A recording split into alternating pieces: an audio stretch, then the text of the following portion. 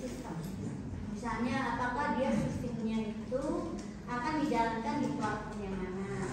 Kemudian apakah dia sistemnya ini berjalan 24 jam, ya.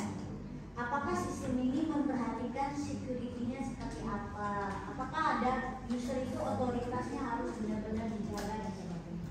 Nah, itu diperhatikan karena nanti akan mempengaruhi detail-detail yang akan dilakukan di dalam skenario.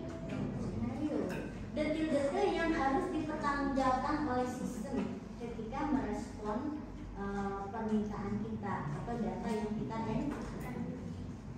Ya. Oke.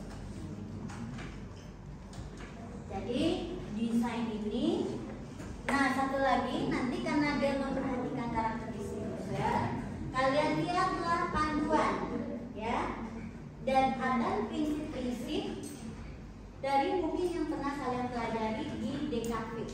Udah belajar desain komunikasi? Perhatikan itu ya. Misalnya gini, masalah warna, ya. Ada kontraknya, kemudian tidak kecerahannya, kemudian proporsi dari setiap kontennya, rata kiri, rata kanan, ya. Misalnya kalau angka itu dia biasanya rata apa? Kiri atau kanan? Nah, itu kan harus diatur ya. Dia apa?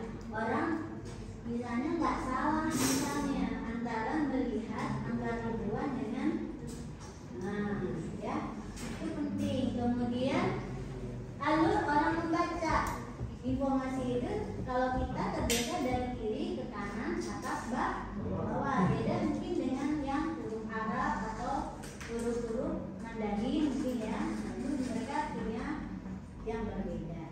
Kemudian posisi dari space kosong gitu ya, ada jarak, bagaimana mengompolkan informasi. Nah itu hanya mulai pelajari ketika pelajari lagi, lihat lagi standar-standar aturannya yang prinsip-prinsip dalam DKV itu untuk mendesain apa form interaksi, ya, perhatikan gitu ya.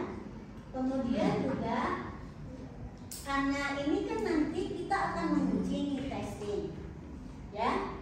Salah satu faktor dari usability itu apa?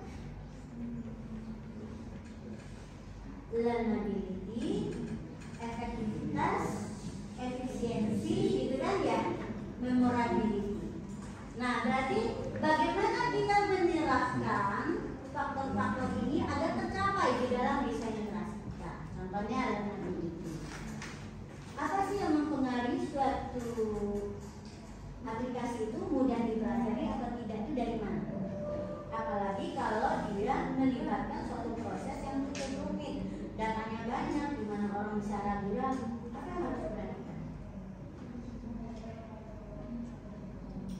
Jangan sampai ada model interaksi yang membingungkan, elemen-elemennya, perintahnya, gitu ya.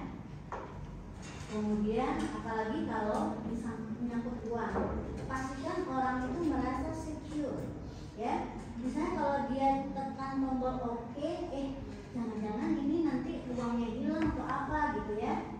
Kalau misalnya akan menghapus, jangan langsung menghapus, tapi konfirmasi dulu. Mana tahu salah pencet gitu, ya. Ada hal-hal detail yang harus diperhatikan. Kemudian efisiensi. Ini sebetulnya bisa diambil dari data yang sudah ada. Jangan lagi minta direview lagi, ya. Ini bisa akan dijaga dia tidak salah nanti kalau dia bisa tinggal misalnya, ya.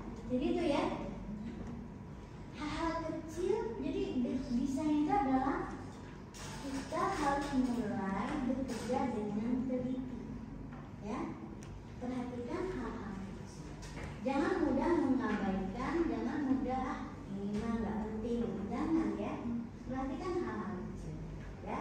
Antisipasi dan punya daya antisipasi terhadap kalau begini caranya orang mungkin akan salah dalam menghindar ini atau memilih perintah ini. Itu harus di. Nah kalau misalnya salah, kalau itu sangat fatal akibatnya, beri peluang orang untuk membatalkan apa yang dilakukan. sebelum meninggalkan